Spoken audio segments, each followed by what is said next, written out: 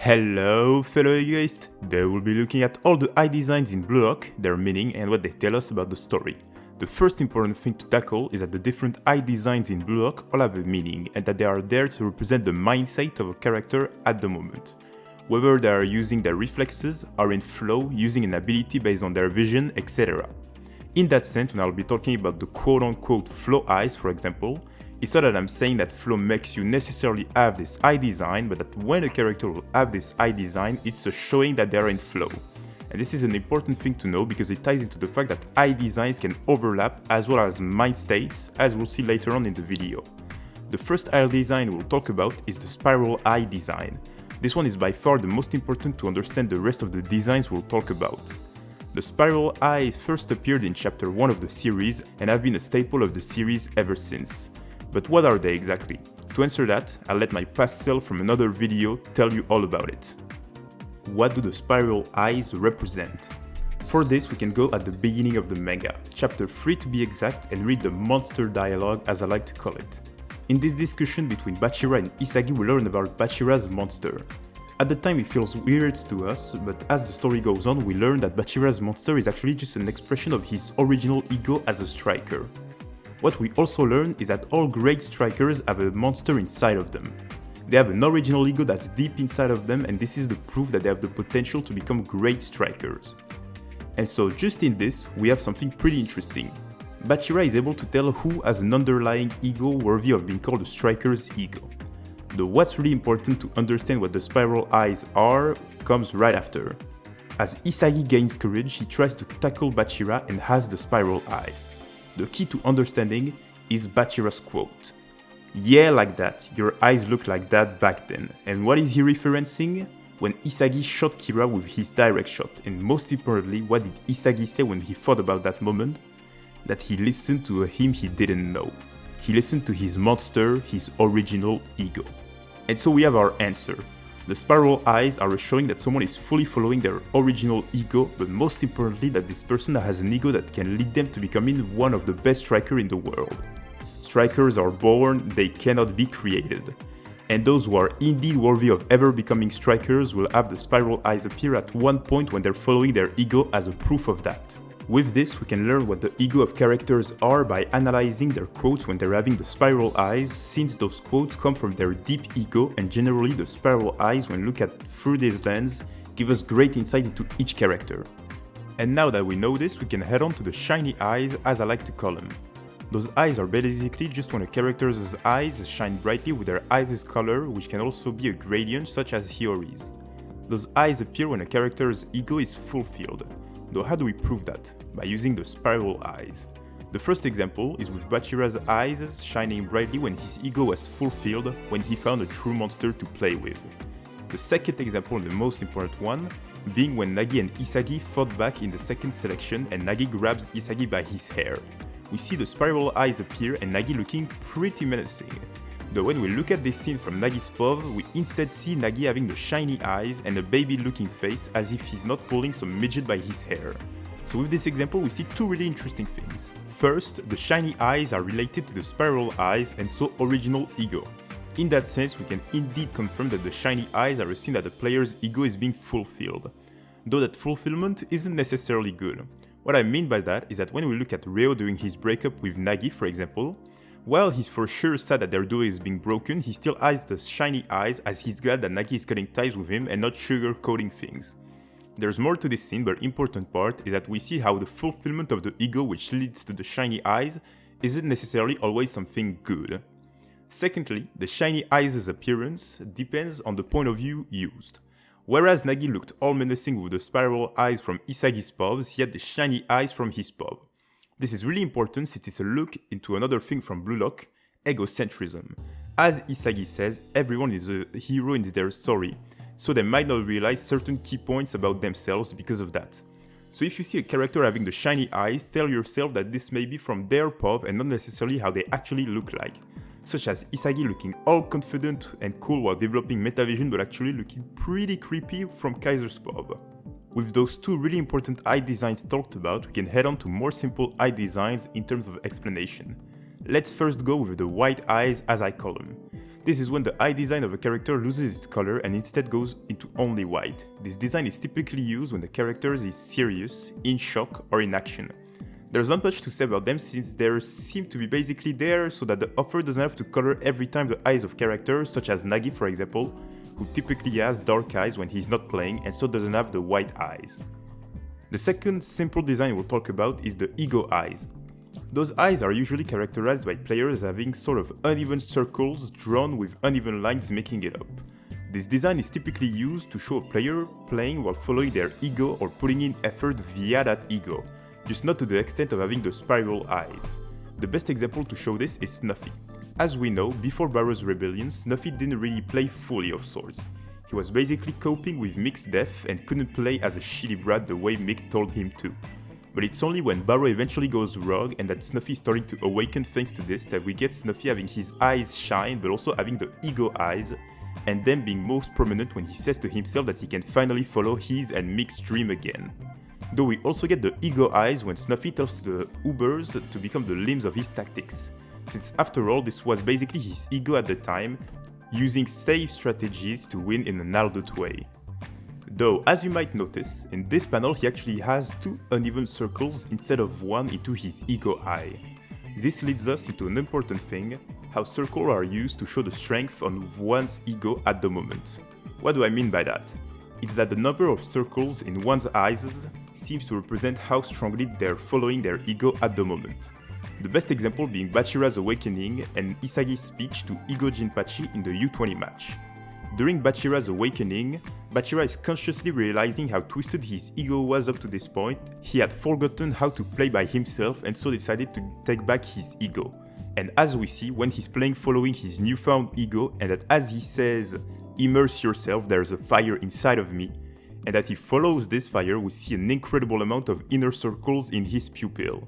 The second example of Isagi's speech is the most telling. When all hope is lost and Ego Jinpachi says to Isagi that all is done, Isagi instead trash talks our four eyes and tells him to make them win. And once again, note the high number of circles inside Isagi's eyes. And the biggest proof is Ego's words after this interaction. As he says, the heat of the egos raised in Blue Lock is far beyond what he could have imagined. In that sense, the more heat one's egos can reproduce, the more circle in their eyes they will have, with the heat being an allegory for how strongly one's willpower to fulfill their ego's desire is. And for example, Loki's eyes as he's looking at Isagi during the encounter isn't a vision ability, it's simply the ego eyes but with multiple circles, and the proof of that is that when we look at the anime version of this scene, Loki has the ego eyes but without multiple circles. And with the subject of heat, we can head to the aura eyes, or generally how auras are in Blue Lock. When a character's ego is strong enough in the moment, an aura-looking fire will start to emanate out of them, with most of the time that place being the eyes, which leads to the appellation of the aura eyes. So the aura eyes are basically just a showing of someone's ego leaking out of them, which we could call ego juices as Bachira seems to call it. The aura eyes also show us something important, the fact that eye designs can overlap, showing us that the player may have different mind states overlapping, which leads us to the most important mindsets in Blue Lock, Reflex and Flow. The first thing I want to talk about before heading on the eye designs that represent those two states is the definition of said two mind states. Reflex in Blue Lock is described as the processing of lots of information and abilities all at once at high speed, and generally reflexes are about that. A pretty simple example is when something is falling near you and you dodge it by reflex. While you may not be conscious of the process and let your body move on its own, your brain still processed all of the information at high speed and made you move just as fast. Which is why the sentence thinking reflexively works. Thinking by reflex is basically the act of processing information at high speed without necessarily being conscious of the entire process. Think of it this way. Instead of thinking about every step, you let your intuition run wild. You're still thinking, just at such high speeds that it can basically be called reflex. You can read this page from Aoashi to see in a more straightforward way what it means to play by reflex. As for flow, it's described as a state of total immersion and pure aggressive focus, a trance in which you forget about yourself and you give everything you have. In that sense, we have something pretty interesting. From the definitions given, flow and reflex look similar but aren't. Flow is about concentration, having your brain's mental bandwidth being maximized on the task at hand, while Reflex is about processing things at high speed. In that sense, while both are similar and may even be considered the same, they aren't fully. You can be in flow, have an insane amount of concentration but not use your reflexes, such as when you're in an exam and reflexes aren't used, and vice versa, since you can be in flow on one task but react to something else by reflex but still being focused on the task at hand. And this is translated in Blue Lock via the black sclera representing someone doing something by reflex and the flow eyes.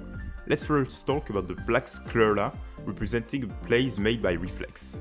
The proof of this lies in the fact that we regularly see players having black sclera while doing tasks that are different, from Isagi thinking by reflex when he's destroying and rebuilding himself, Sae dribbling, or Shido shooting. Two examples to prove this are Shido's Dragon Drive and Isagi's block of Sae's final corner kick. As we know, when Shido did his Dragon Drive, he had black sclera as he was shooting, and then Isagi called this shot a shot made by reflex. As for the second example, we have Isagi blocking Sae's pass to Shido.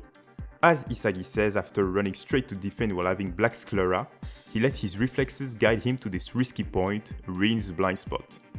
Though I said earlier, it's not because someone doesn't have those eyes that they're not using reflexes, since after all metavision is ability based on thinking by reflex, but we don't always see that design.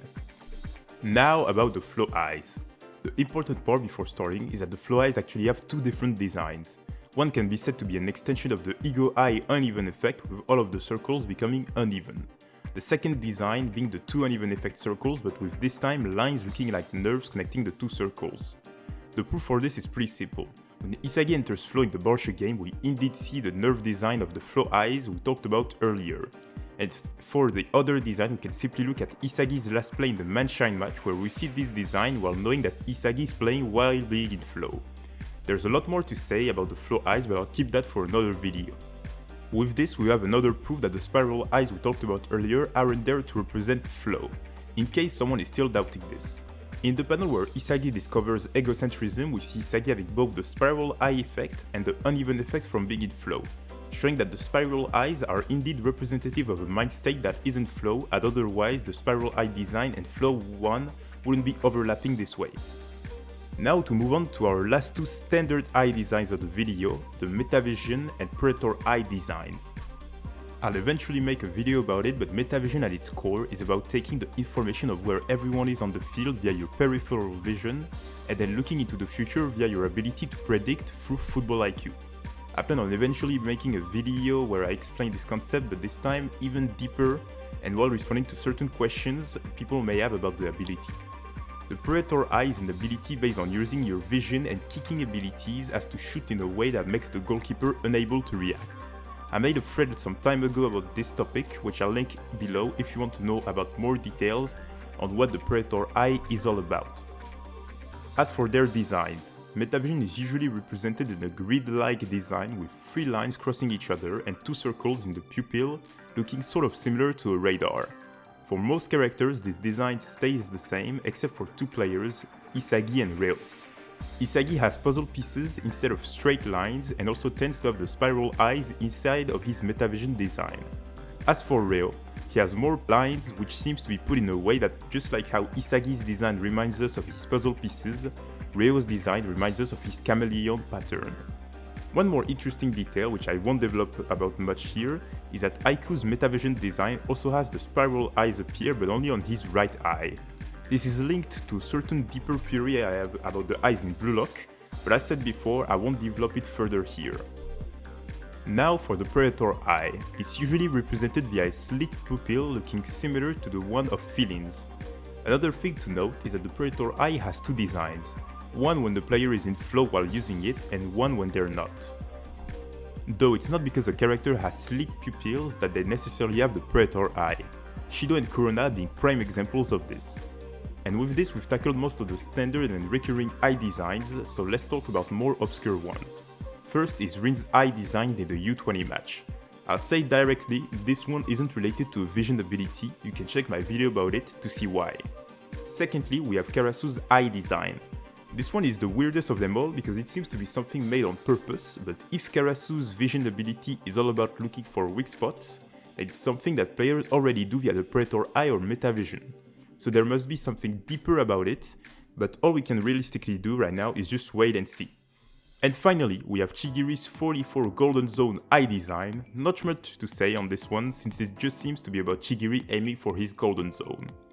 And with this, we're finally finished with the video. I hope you enjoyed it, and if you did, stay tuned for my next ones. You can also join my Discord server or follow my Twitter where I regularly discuss about my future analyses and video ideas. I'll leave you there, and have a great one, fellow egoists.